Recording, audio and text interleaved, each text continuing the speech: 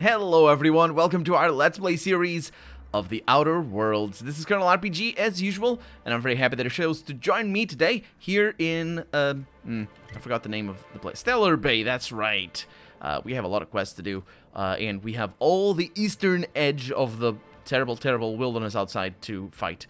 But in last episode, we actually went out there, and we did an interesting thing. We'll see about things in a little bit, but first let's read this. Your report looks excellent. This is notes for revisions. The numbers are front and center, and you highlight our recent production gains nicely. One small adjustment. Could you increase the page margins by 17.3%? I want them to match the formatting of our other reports for maximum readability from Sanjar. I can't tell if that is bad or good, but I think Sanjar might be a bit of a micromanager. But maybe it isn't. Odo, I have been checking your hours, and you're well past due for some off time. Why don't you take a few days? You spend entirely too much time staring at that terminal from Sanjar. Oh, right. Okay, that wasn't supposed to be a comment on his micromanaging or his delegating skills?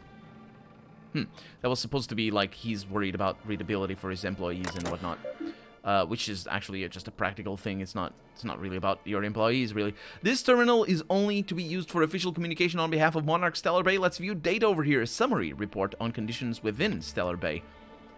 Summary? That's not how it's pronounced.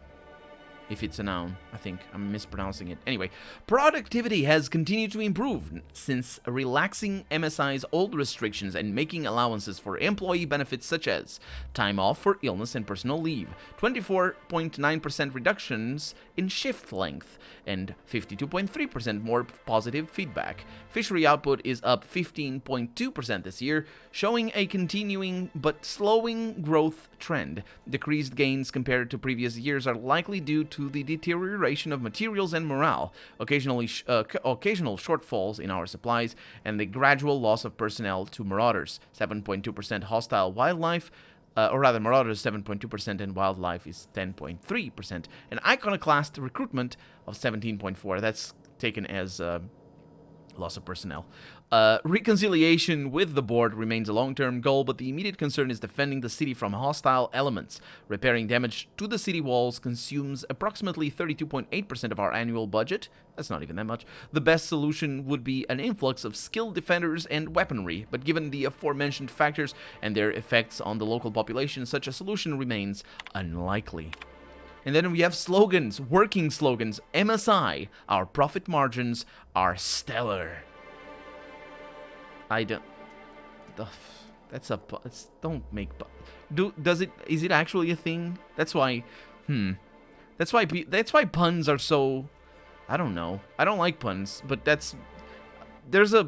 I've seen a video about puns, and a single one. That was the only video I saw about puns. And in it, the narrator said that puns were a very well-respected and witty way of doing things. And in fact, if you read Shakespeare, it's full of puns, and it's just puns all over the place. But the amount of popular culture that I have been personally privy to over my life, specifically popular English-speaking popular culture, really shows me that people don't like puns as much as maybe people used to do. And yeah, so there's this in the video that I saw sort of touched on that as well. It's just sort of a new phenomenon, and at the end the conclusion was sort of like, embrace puns, it's a good tradition and whatnot, and just made some puns here and there, and things worked out, and it was all in jolly fashion. I don't like puns because in Portuguese we don't actually do them. It's very difficult to have puns in Portuguese, in this sense, specifically in this sense, because I imagine languages like French. French would.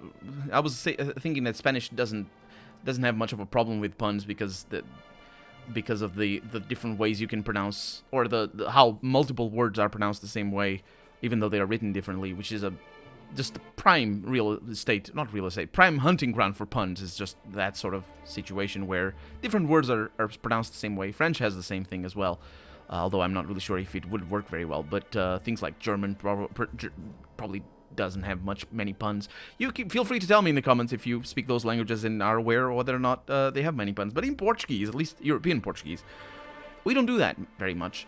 And when we do puns, we do it very much in the nose, which tends to be it's more in the line of mixing two words together, or just slightly changing a word, like the cat puns that usually people will do, like perfect. I can't even say it properly. It's the purr and the perfect. Yeah, more in that line, but not as well, not as good. Because perfect, you can just say perfect, and you're saying a pun if it's about cat, and somebody that knows that will anyway. The point is, I don't like puns, and that's that.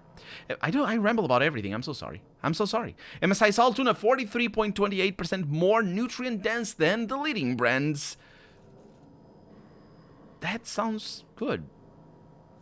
I mean, that's nice. Stellar Bay, a tolerable center of commerce in a hostile and chaotic galaxy. Okay, that's less good, I suppose. But those are the slogans, and I ramble. I should know. I'm so sorry. I'm bumping into everybody. You guys have this sort of stuff. You probably should invest into. I don't know. It's not too bad of an idea to have holographic displays for company slogans. Oh, I was going this way, right. Because oh no, wait. Oh, there's still a place that I need to go to. These things over here, but all in due time. Let's just look around a little bit more. I also didn't go over here. My God, oh, so many places. The Yacht Club, Yacht. I don't know. I say yacht, but I don't know. This is how we get in. This is Zeng, which means we have circled around the place thoroughly enough. This is Agnes, our son. I need to go and figure out where he is. All in due time. And actually, I'll probably do it in a little bit. We did that, and I'm trying to figure out where. Oh, it's over there. Okay. There we go. So there are some places that we didn't visit, and they're easy to miss because they're not, like, they're easy to miss. I got stuck again. I am stuck right now. I'm pushing forward. It doesn't work. Hi. Hello, dearie. Why, I don't believe I've seen you before. And with sweet cheeks like those, I'd remember. Oh, What can Auntie Abigail do for you? Are you in charge of handing out medicine? Yes, indeed. Someone's got to keep Stellar Bay's people healthy and energized. The other day, I found the name of this voice actress, and she has a YouTube channel. Most of the voice actors have YouTube channels. She's the same one as Gladys, I think, and she's the same one as the Hanged Dwarf in Pillars of Eternity 1. She has an extreme vocal range. She does, apparently, most of her work from her YouTube channel is audiobooks. Yeah, it's just I imagine this is a profitable ground for voice actors, I suppose. You seem, well, for certain people anyway. You certainly seem excited about your job. Oh, but I am. I get to see plenty of my neighbors here, and I do dearly love a little gossip.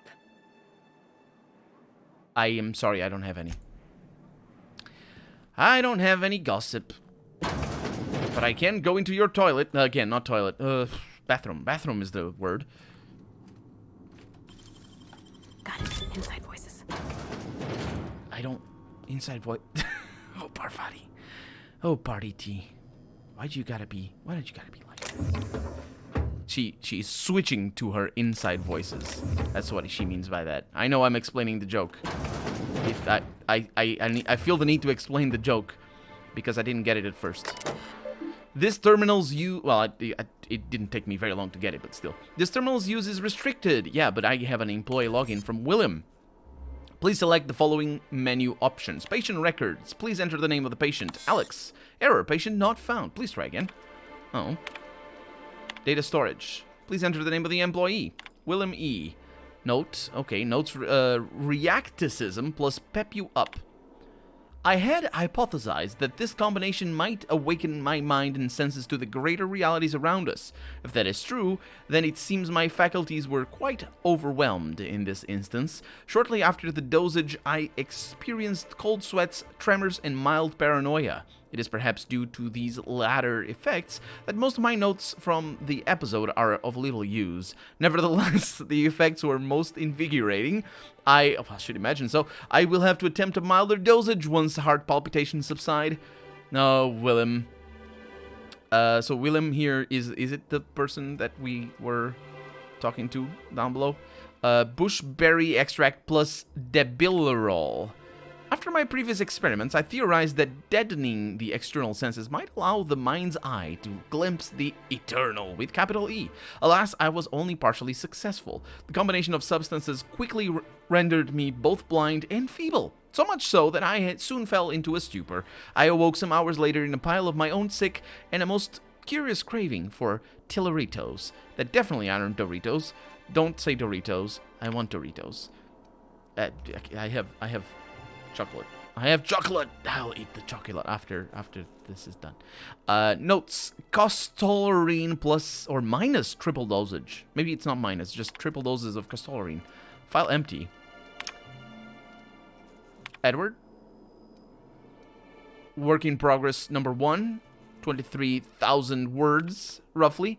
That's that's a short novel right there. It's also not written in full here. Stellar Bride. She's a wide-eyed colonist from Earth. He's a hard-working Saltuna farmer from Monarch. Their attraction blossoms into a whirlwind romance that transforms Stellar Bay. Chapter 3, a long way from Arkansas. I know how to pronounce that word. Haha. You can put your things here, Mr. Elliot said, leading Abby into a dim apartment. The place was small, but it had a certain cozy charm. Abby set her bags on the floor and loosened the straps of her jumpsuit. Mr. Elliot coughed, his face suddenly red. If you get warm, you can always crack the window. Breeze from the bay is real nice. Just be careful about mantis swarms. As Abby went to take the room key, her fingers brushed his. He had strong, rough hands, a Saltuna's farmer's hands. She felt herself blush. You've been ever so kind to me, Mr. Elliot. Call me Archibald, he said. Oh boy. Then almost 16,000 words here, work in progress. True, this is chapter 2, though. The Passion Broker. A renegade iconoclast driven by his ideals finds love in the arms of a mysterious man with a tortured past. Will he follow his lead or his heart? And the chapter 2 here, tall, dark, and handsome. Come on up, said the voice on the comm.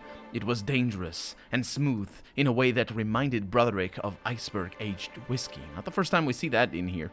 The door slid open with a whisper of perfumed air. The hair rose along the nape of his neck, and he proceeded up the stairs. The broker sat with his back to a top-of-the-line, mostly charcoal personal heater, slender fingers tented. So this was the mysterious recluse who manipulated Monarch from afar. Broderick could feel the warmth of the heater from across the room, but it was the look in the broker's eye that had him feeling feverish. The broker produced a pair of glasses and a bottle of something that looked expensive. He poured it off and held one of the glasses out to Broderick. For me? He asked, trying to ignore the man's smoldering gaze.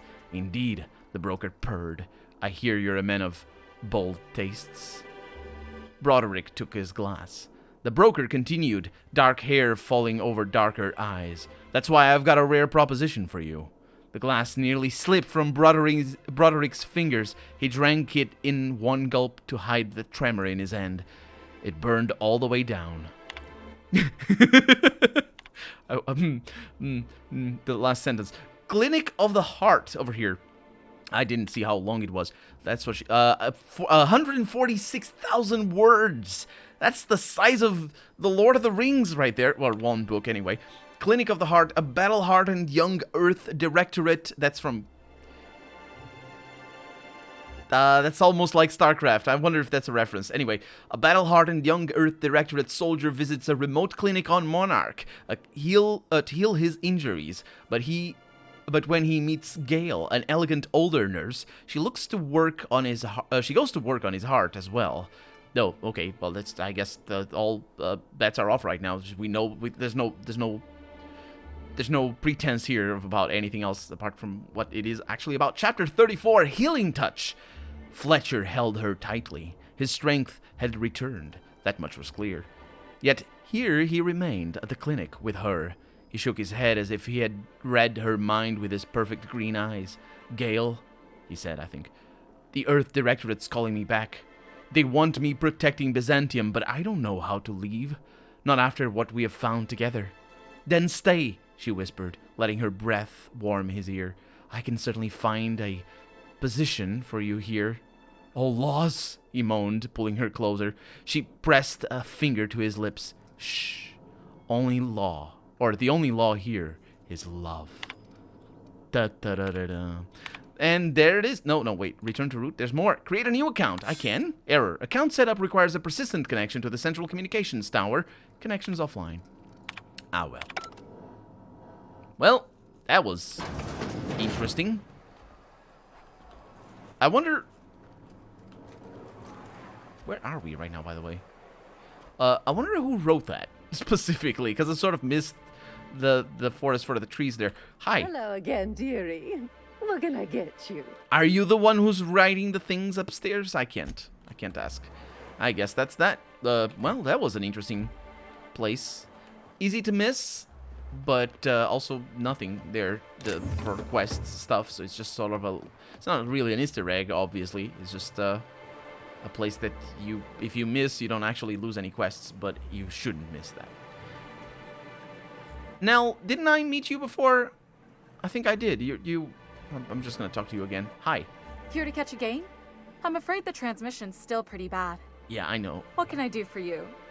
I found this betting slip in a dead man's apartment. Any idea what might have happened to him? Poor Isaac. I was wondering why I hadn't seen him in a few days. I'd really like to help. Isaac was a sweet fellow, even if he did have terrible teeth.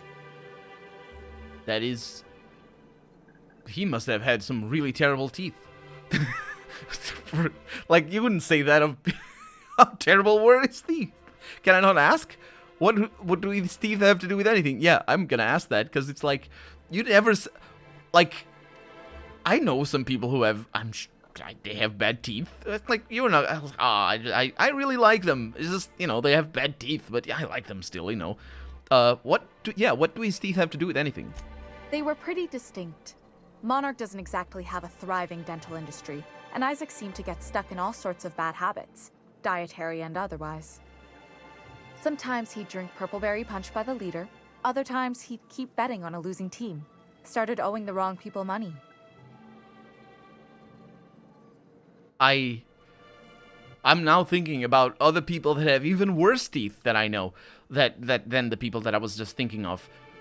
And, like, I know people who have barely any teeth and have, like, one tooth just sticking out.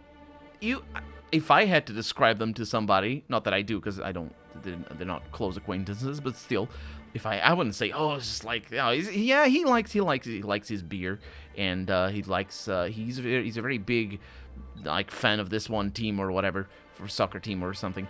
But his teeth, man, it's just, but still, he's a good fun or something. I wouldn't say anything about his teeth. So the line here, focus please, it might be a tell there. So who did he owe?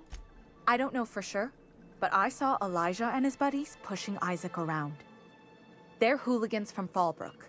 They sweep into town, drop supplies off behind the warehouse, and spend the rest of their stay getting rowdy over tossball games. They usually loiter in the alley behind the yacht club. They're not allowed in the bar anymore. I bet you anything Isaac ran into trouble with one of them. Yeah. Thanks for the tip. Mr. Sanjar will be pleased to hear about it when you're done. I know he gets fed up with the Fallbrook bullies, but there's not much he can do. I mean, there's not much he wants to do. Or are you going to say that I have more power than Sanjar? As in my position in the city. I hear those rich people in Byzantium pay a handsome bit for wrapped musk. Bet they also pay to make it stink less. I think we have heard about wrapped musk being a thing. We have also not been to the yacht club. Also because the yacht club was like this, where was it? Yeah, it was over here, wasn't it? Oh, yeah. Bennett, I did talk to you. I didn't like you, though. Did I? I don't think so. In case I did not impress it upon you before, I'd like to enjoy my solitude. You know, it's really undercut your whole dismissive attitude by the fact that I didn't say anything to you. It's... yeah. You freaking teleporters. I will tell you what. Yeah, it's sort of weird. Also, it probably is highlighted that I didn't say anything to him. Because I'm doing a Let's Play, so I actually What are the chances say things. of all the times and places we could have been born? Yeah. We're here, light years from Earth, going about our lives. Every time the punch clock peals, a worker earns his meals. What are you talking about? Sorry, I thought you were quoting It's a Wonderful Directorate. Ooh! Okay. McGuire. And some residents. And I can't... Nyoka! Oh yeah, I need to talk to her. Residents. I was gonna say, what are the chances of you being born here? 100%. Because the U is dependent on the born. Unless we're talking about Pills of Eternity or something like that.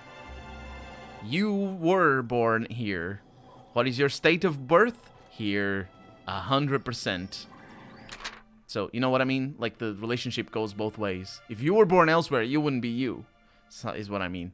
Anyway, several because other people were born elsewhere, and they are not you. Also, like, that's not the only reason, but anyway, it's one way of thinking of...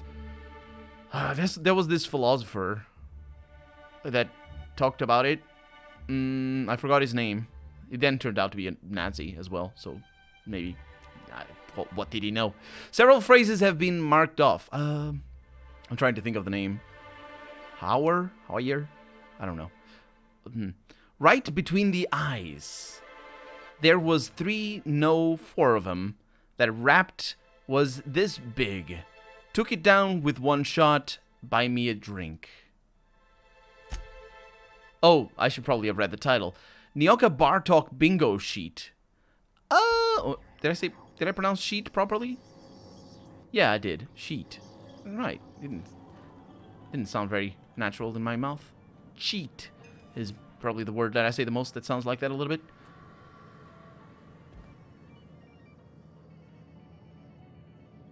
What's that sun supposed to represent? This is a darts board. Why are you not supposed to hit the center? I mean, I know that's not necessarily how darts player works, to hit the center, but darts is incredible to me. If I hit the board at all, let alone get the dart to stick, I'm happy with myself. Everybody's having fun times over here. Autoloader operators, and we have Caleb Herrick. I suppose these are the bad guys that I'm looking for. We got a lot of things in here, all stolen. Or all stealable. They will not be stolen, because I won't be stealing them. Let's have a chat with Nyoka. Excuse me, I want to get in this position because of things. And the little bastard's slippery, right? On account of its blood, so it's sliding. All over the place, trying to crawl away. Getting so I can't tell the blood from the mud. But I gotta get in there. Get right in that baby rap's stomach and dig it out. If so much as a drop of stomach acid got on that medallion, shit, I don't know what I'd do. Might be I'd hunt every damn wrapped out there. Right. What are you staring? Wait. You ain't from around here. Who are you? I am Alex. Pleasure to meet you. Ooh, charmer. Don't get a lot of that around here. Folks mostly grump at me about how I should join the MSI payroll. Nice change of pace. Buy me a drink, will you? Sure. Another round, bartender. Outstanding! What are you doing in Stellar Bay, stranger? Well, I'm told you can help me find an information broker. Well. Let's get down to brass nuts then, shall we? Wait, that ain't it. Brass rats? Let's talk business. I'm headed back out there after I sober up. You want a guide sooner than that? You'll have to get me something to clear my head. Sure. What do you need? Outstanding! Our dispensary here maintains a stock of, well, I don't rightly know what they are. Steroid or caffeine somethings? Pills. They're very good. I'm cut off for the month on account of needing one just about every damn day. But I'm sure you've got your wily ways. Fetch me one and we'll be all set. Steroid or caffeine somethings? Huh. And if I can't get a steroid or caffeine something or other? That's quitter talk. You want me shooting straight? Give me my meds. Sounds fair. I'll be back. I think she's a companion. She's our next companion. Who's she gonna betray? Well, who's she not? Who am I gonna betray? None of you said anything. You probably. I bet there's somebody that says something about her. Help Nyoka with her hangover. Yeah, that's not helping. I'm buying her more thing. Well, actually, it's gonna help her with a hangover. It's just not with the next hangover. But we're out of time for the day, so we're gonna need to do that next episode. For right now, I'm Colonel RPG, and this has been The Outer Worlds. I really hope you've enjoyed it, and if you did, go ahead and leave a comment. Like the video if you want to see the next episode come out sooner rather than later. But above all, thank you so much for watching, and I hope I'll see you next episode. Bye-bye.